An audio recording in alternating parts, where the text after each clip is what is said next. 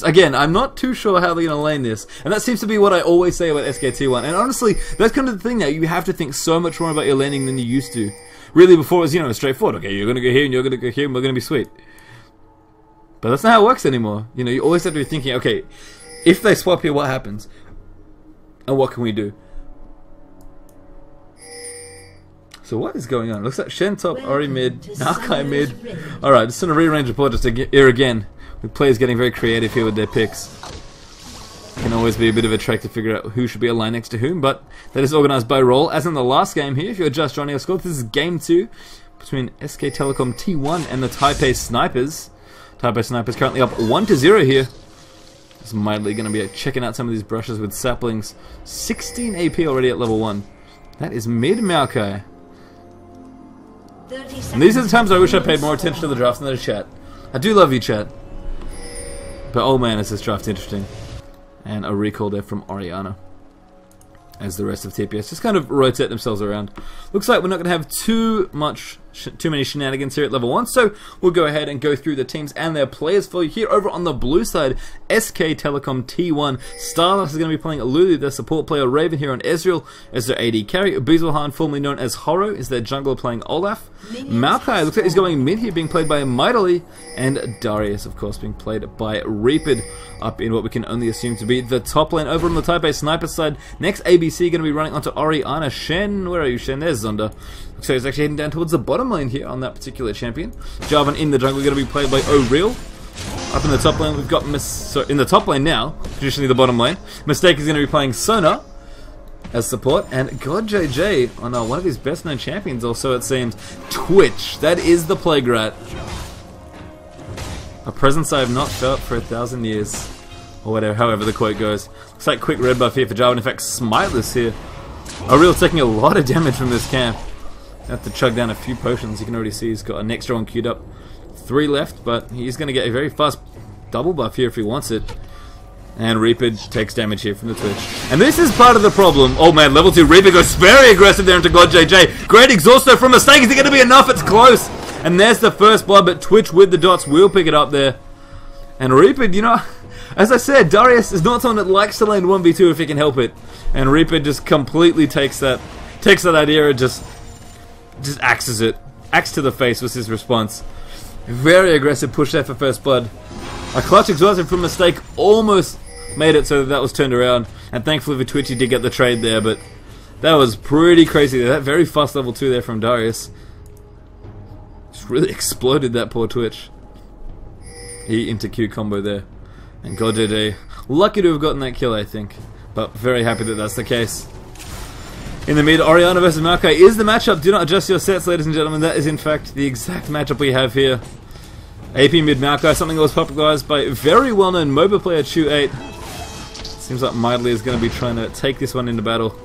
And we'll see how he runs here. This is a very strange matchup. I think the one thing you want to remember when you're playing against Maokai, or as Maokai, you think about him as a mid laner, one of the most awesome things is how good his W is against other mids. It makes you completely untargetable for the duration, and of course it lets you follow up with, you get a Q pretty much for free after you use it. And it does a decent amount of damage as well. Actually, it's got a better, I think a 0.8 AP ratio, which is not too bad. But if you time your Twisted Advance correctly, and you're able to dodge a key spell, you can just do so much work, as Zonda going to take quite a bit of damage here in the bottom. Looks like tower dives are being set up here. O'Real actually looking to maybe go in here. Mistake getting quite low. Godjide picks up Reapid though. And Bezelhan can't quite defend here. Jarvan just gets in there at the end for the assist. I think we are going to have a very fast tower falling here. And this is more of what we see in these 2v1 situations. Or at least that's what I think teams like to see. That banner, of course, from Jarvan going to make any sort of push they want to do that much easier. And there's an ambush actually being used by Godjide there as well, just for a little bit of extra attack speed. No banner actually being used there from Jarvan. Uses it at the end there to flag toss the minions, because hey, you know why not. That's going to be the tower going down at 4.5 minutes, and the bottom tower here going down as well. So top and bottom fall within a matter of seconds. And I think this game is going to be very, very different to the first game. I mean, in the last game we had first blood at about 7.5, 8 minutes. And here we already have 3 kills in under 5, and the 2 towers already going down. So this game will develop in a much, much different way to the last one. Just a matter of how these teams want to navigate the rest of their early game here. Because it's kind of hard for me to say laning phase. I think early game is the kind of correct terminology to use here. Because the laning phase is kind of over, in a sense. When towers go down, the laning phase kind of doesn't finish, but it kind of gets into a mode where it's just in a very different spot to what it normally is, especially this early. So the rest of the early game is going to be very interesting here. As we approach the 10-minute mark, we'll see how aggressive these teams want to be. Maybe they'll be going for maybe some more jungle objective control. We're going to see a little bit of counter juggling there. GodJJ takes out the big blue wraith. And Dragon here by TPS? I think so. Yeah, there's a pink ward here. Sneaky as ever. They're going to attempt a very quick Dragon here at under 6 minutes. Mightily, maybe Sniff Socks out. No, he doesn't. If he'd walked a little bit further forward, he would have realized, but it's not to be, and Sona of all people picks up that first Dragon at 6 minutes. And TPS are really playing a very different game here, aren't they? Very, very aggressive. GodJJ actually invisible here. Not going to go in. Just Venomous cast out onto Raven. Throws out the damage. Nice ult actually there from Ori as well, but doesn't quite catch Raven. That was the intended target, I think. And just a little bit of damage being traded back and forth there. Very nice use of ambush there from GodJJ. Again, Twitch just has an asset that no other AD carry has. He has stealth. He's a high damage, reasonably high, actually very high range with his ultimate on. And of course he has that ambush, which does just that. It allows you to ambush people. Good Twitch players know exactly how to time their invisibility. Twitch is probably the strongest when he comes out of stealth because of that attack speed buff. And of course, AD carry, one of your most important things is positioning, and stealth allows you to position very well. You're actually going to stealth back up here. Again, destroy out the Venomous cast. Just poke Raven back and forth here. Sand United coming out as well. Oh, Real going straight in there with the flag toss combo. There's a Shadow Dash out from Zonda onto Beazelhan. Olaf looking very, very, very much in trouble. Will go down there to Shen. As Mightily flashes out of the way there. Gets exhausted though, but manages to close the distance there with that summoner spell. Gets himself out of harm's way. Actually, a smite being used on a minion there by Real. TPS are really just turning this game on. Oh man, great Shadow Dash onto Reaper. Max range out there as well from Zonda. Doesn't quite get the kill, but does plenty of damage. I think TPS can be able to get the mid turret now as well. Starlost takes some damage. Poke, poke, poke. And that is going to be mid turret falling down. One more, don't do it again. Don't leave it on 5 HP again. Oh, they did it. They did it. That's on 4 HP this time. TPS, finish your food.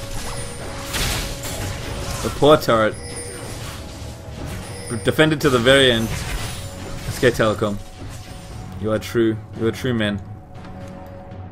I'm pretty sure TPS are mad. They're like, really? Really? It happened again?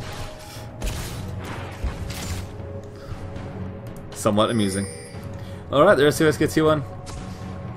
Some of them. It looks like Ezreal wants all that farm that's coming down to the bottom lane. I don't really surprise him. Don't really blame him, I should say. It doesn't surprise me, was what I wanted to say. Raven there, Arcane shifts himself forward. Going to clean up a little bit more CS. Right now, actually, in terms of AD carries, Raven very much ahead of Twitch here. And I think a lot of that has to do with just how aggressive TPS have been with grouping here. Twitch is a little bit behind on CS. He's going to pick up a massive stack of minions here. And in fact, there's a Venomous cast. Expunge out there as well. Venomous cast, of course, applies 2 ticks of deadly venom, I think it's called. Twitch's passive, which of course Expunge deals damage off of. More damage based on how many stacks you have. Does dot damage as well over time. So actually nice little bit of AoE wave clearing here from GodJJ. In fact, if anybody thinking about picking up Twitch, wants to know how one of the best in the business does it, he's got 3 bullets at Expunge and 1 apiece in the other 2. Both Venomous cast. Oh, nice actually ult there. Reaper getting slowed in there by Cask. Beazelhan coming in as well. Looks like a dunk will happen. Dunk, no! Reaper can't quite get there, but Beazelhan cleans up mistake. Reaper gonna go down to the poison. I think it's gonna be close. It's a bit more damage, and slowly but surely the Twitch poison gets in there. Cannot be disabled, but can still be trapped. Can Olaf, and there's a double kill for GodJJ. And that's the thing. Olaf traditionally very, very hard to pin down. But if you have a CC that just works a little bit differently to other CCs, and Cataclysm, Jarvan's ultimate certainly classifies there, it can be very hard for you to get away. So, I don't know if that was intentional or not, but Jarvan showing a little bit of extra value here up against Olaf. And definitely secured that kill there. I mean, Olaf traditionally has, yeah, Ghost as well. You can see Horror's actually got Ghost. Very popular summoner spell on Olaf. I mean, when you have Ragnarok, what are you really afraid of? Well, turns out you should be afraid of Cataclysm. And there's just absolutely nothing Olaf could do to get out of that. And that's a double kill there for God JJ. Reaper now with Giant Spell plus Doran Shield. Has not really been able to get anything going here, unfortunately. We've got a Spirit Stone currently up for Olaf. So going for more regen here. Wants to be able to spam out the Undertows as much as possible. Giant Spell in here as well for Olaf. He's got, again, looks like Rod of Ages coming out here for Mightily. And BF Sword Vamp Scepter up for Ezreal. Twitch, on the other hand, has got himself just a Vamp Scepter and a Doran's Blade, actually. Boots 2 as well. A fairly key difference between the two AD carries. Apologies, definitely makes sense on Twitch. Notice that God JJ is really trying to get a lot of value out of that ambush roaming. And that's something you really have to do as a Twitch player. You really have to take advantage of your ambush if you can. It's kind of hard for you to lane a lot of the time. You're much shorter range than a lot of other AD carries. And yeah, you trade damage well, but it's kind of all you do is deal damage. So it can be trickier for you to lane, especially against someone like Ezreal who's got such a long range poke with Mystic Shot. Although, to be fair, the way the laning worked out in this game was actually perfect for Twitch. Especially with Sona in there for support. Poor Darius just couldn't really get anything going in that 1v2 lane. As we saw, that turret went down at 4.5 minutes on both sides. And the Dragon's actually back on the way as well. It's cleared at 6 minutes before. This should be back up in about 30 seconds. Looks like Zondo realizing it's going to go back and do a bit of shopping before that happens. Oh my goodness. This, ladies and gentlemen, is one of the manliest Shen builds we'll ever see. That is all the Giant's belts. That is 2, in fact. A pair of Giant's belts. I don't know what the plural is. I guess it's belts. It's not belts. I wish it was. But that is a lot of health there for Shen. Just, he's like, I'm supposed to be tanky. I'm just going to stack this. I'll build him in a stuff later. I just need the belt. Did not have enough belts, clearly. His ninja suit was slacking down a little bit towards his knees. He's not having any of that. So Aegis's Legion here coming up for O'Real. Quite possibly a Wriggle's Lantern as well for Jarvan. Makes sense. Fairly standard there on the jungle. Athene's on Holy Grail, the rush here for next ABC. This has got both the Fiendish Codex and the Chalice of Harmony. Orianna, a champion with a fairly small mana pool, definitely wants all the regen she can get. She can just spam out those abilities constantly. Got lots of very low cooldown abilities. SK Telecom, I don't know if they realize this is the second dragon of the game. I think they probably do. I think they've cleared it before. But we're definitely in the right place at the right time there for that one. Don't know if they got the timing of when it first went down, but we'll even the dragon count back up 1 apiece there, taking it just under a minute after it spawned. And TPS continue their grouping. They've got Shen. Shen can't really be touched. He's got 2 Giants belts.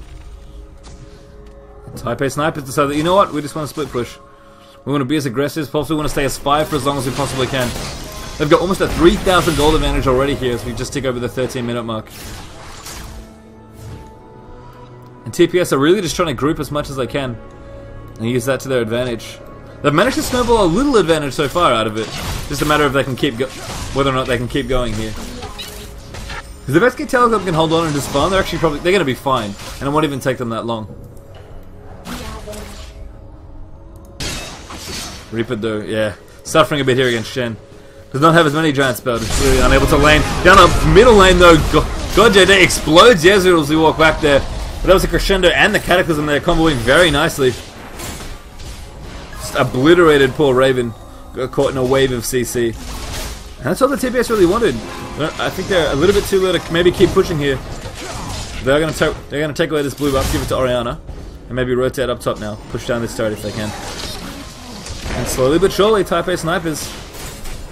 Oh, nice Shadow Dash actually from Shen. Starlight getting very, very low, gets eaten there by next ABC. And Zonda now still chasing there, will dive the turret. It gets out of the way. Reaper with a great upper hand, gets 2 there. God JJ gets dunked, but not quite enough. He's getting dotted down. Oh, there's the shield that coming out and the potion being chunked. And God JJ will live there on Twitch. Oh, Chuja Barrage! No, God JJ was on the other side. A good attempt there from Raven, but Twitch is more than fine here, and a mass recall from TPS. I think they've probably got quite a bit of gold to spend. See what everybody goes for in terms of shopping. Theme's not quite complete for next ABC. Does have Sork Shoes though. Bloodthirster, sorry, finished up for Twitch now as well. Double Ruby Crystal here for O'Real. Again, lots of very cost-effective health items here coming out from the tankier members of TPS. I think really just driving home the point they want to be together and have an advantage as early as possible. Because the way that TPS have played this game, they've played for an early tower and they've played for nothing but an advantage since. They got the first tower at 4.5 minutes, they got Dragon at 6 minutes, and they've been grouped for actually quite a lot of this game, which is surprising. Just kind of given up their laning phase to group, and it's worked out so far. I think that's a lot of why we're seeing lots of very cost-effective items come out from them. They realize that they're trying to get an advantage early on and keep that advantage. And of course, they won't have as much gold to buy maybe as many nice items as they would like. So if they stick to the cost-effective ones, they can continue their plan of grouping and doing as much damage as they can here kind of early on. But we are ticking up towards the 20-minute mark now. And the gold difference isn't massive. It's significant, but it's not massive. 4,000 gold here between these two teams. I guess it's just a matter of if TPS's game plan is to try and win early, or keep snowballing the advantage they have, is it enough? Is that enough of a goal advantage here for them to keep going? Just stretch out this lead. Or SKTT1 are going to be able to find their footing. So Olaf's coming around the back here in the bottom lane. Zonda really has nowhere to run. So we'll see if she can get out. There's a Shadow Dash. Still going to get understood there. Great wild growth from Lulu for the knock-up. I think Zonda's looking for the Shadow Dash or the flash here over the wall. We'll find the flash. And Glitter Lens there, not quite able to reach. So a good bit of pressure there from Boozlehan. Forces the flash there from Shed. But maybe this is why. His Stanchion United's over. And it was all a bait for this Baron as TPS at 16.5 minutes. Clean themselves out of Baron. And if I could see the whole map and that worked on me, then you better worked on SKT1 mightily there, gets caught by a great Orianna ultimate. Rupert there caught out here as well. Tries to dunk somebody, but it's not enough, and Godjet there picks up yet another kill. Weaselhun comes in for maybe a stray kill, but in the end just has to walk away there. And what a sneaky Baron for Taipei Snipers. Again, I was completely enthralled by the 3-man gank in bottom lane. Little did I know that Baron was going on. And as I said, if it tricked me, it definitely tricked SKT. Wow. Wow, 16.5 minute Baron. Taipei Snipers, they seem to have got it under control, it feels like. I mean, again, they're a fairly new team. They've definitely got some known players. I mean, both Godjet and Mistake are people that you probably know. But oh man, they've clearly been working hard with their brother team. The Taipei Assassins here. That was some very creative play. And we'll see what they can do with this Baron buff now. I mean, SKT1, all notions they had of kind of casually totaling this game for a couple minutes have probably gone out the window at this point. Not only has TPS managed to find themselves a neat little 6,000 gold advantage, but they've got Baron buff. And Baron buff is scary times, especially this early on. And I think they're just going to continue to push you. You can see Zonda down the bottom lane there. Just pushing down this bottom turret. Does not quite have his ultimate left, but we'll see if SKT1 know that. Doesn't even look like TPS really want to get engaged here. They're just trying to poke the waves back and forth. Just keep vision. Trying to catch anybody that rotates down. Mistake with an Oracle's actually very nicely clearing out the jungle once again.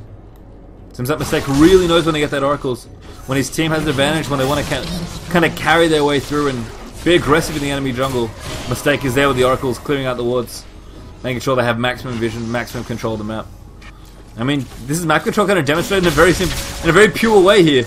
You see that TPS are on the other side, on the enemy side of the river, and SKT1 are stuck, you know, hugging their turret on their own side of the map.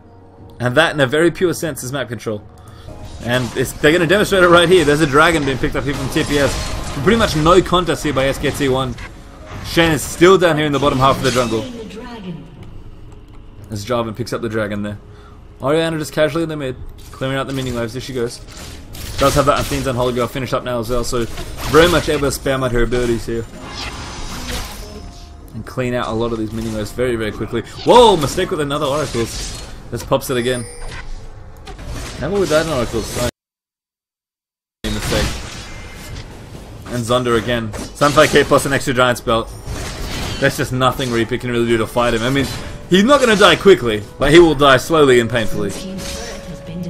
And this split push pressure may prove too much here for SKT1. We'll see how they want to react here. It looks like maybe they want to go in 5v4, try and force an advantage that way, but Orianna is very, very good at controlling the ebb and flow of fights. Crescendo is a great anti-initiation tool as well. So it seems like TPS have all they need to just casually push here. God JJ Invisible actually gets hit by a Mystic Shot there. So his position will be revealed. Much to his dismay, I'm sure. Oh, Flash Crescendo there, very deep, mightily. Takes a little bit, more than a little bit of damage as Oriel picks that one up.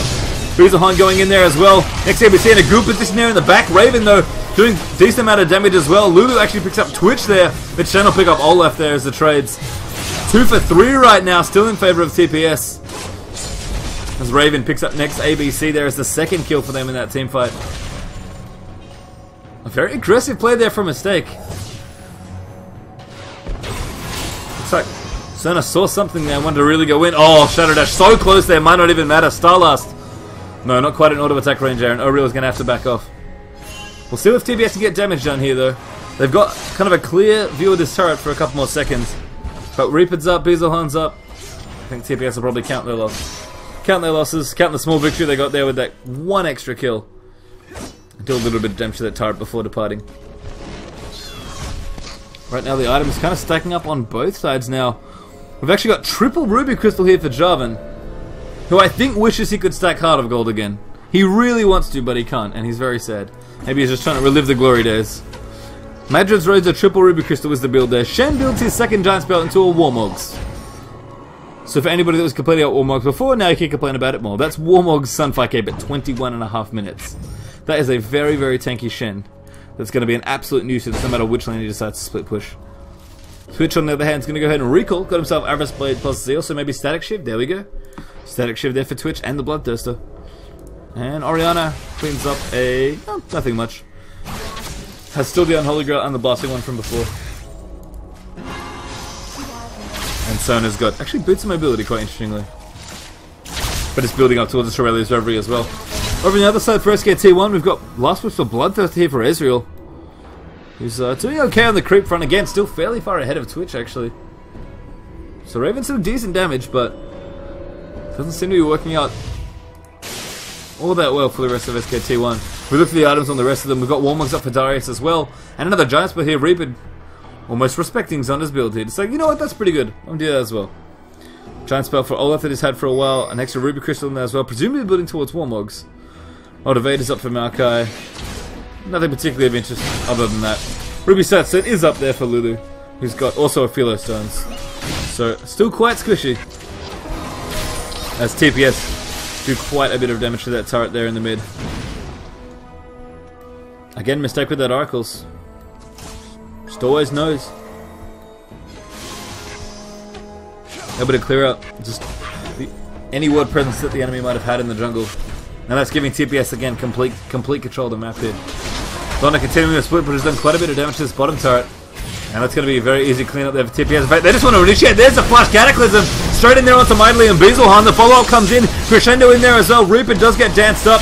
Oriel gets kind of Liberty, backs out. Next ABC backs out as well. God JJ picks up Beazelhan. Next ABC picks up Mightly. There's the jump from Reaper. But it's not enough to get any kills there. And God JJ, with a little bit of health there with the Command Protect, will live there, and so do the rest of TPS. 3 for 0 there. As TPS take yet another fight. Nice and cleanly, I might add. The last one in mid was not so clean, but that one was very, very clean. And they're continuing to grow their advantage here. 10,000 gold in the lead now. Mistake again. The third consecutive Oracles with an extra one. Oh, sorry, that is the extra one. My mistake. But the third consecutive Oracle is currently sitting in his inventory.